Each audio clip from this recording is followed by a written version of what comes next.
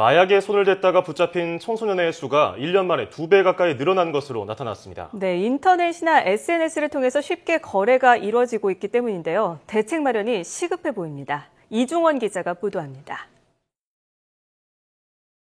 인터넷 포털 사이트에 대마초 구입이란 단어를 입력해봤습니다. 클릭 몇 번 만에 대마초를 판매한다는 광고 문구와 연락 계정이 발견됩니다.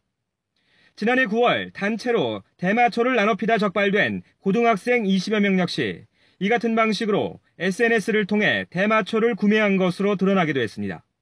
지난해 마약에 손을 댔다가 붙잡힌 청소년은 102명으로 1년 전과 비교하면 75.9%나 증가했습니다.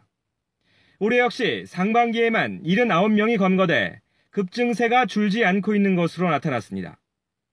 SNS나 디지털 가상화폐, 또 이른바 다크넷으로 불리는 디지털 암거래 시장 등이 마약 거래 수단으로 악용되면서 단속의 눈길을 피하고 있는 겁니다.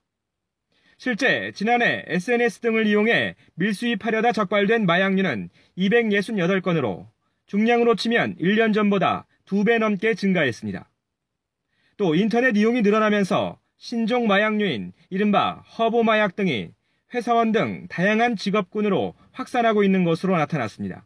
인터넷 등의 마약류 판매 광고 취지의 글을 게시하면 실제 마약 판매 여부와 관계없이 광고 행위 자체를 처벌할 수 있는 관계법령 신설도 추진 중입니다.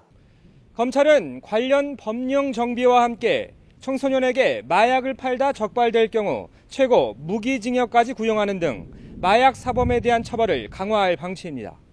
YTN 이종원입니다.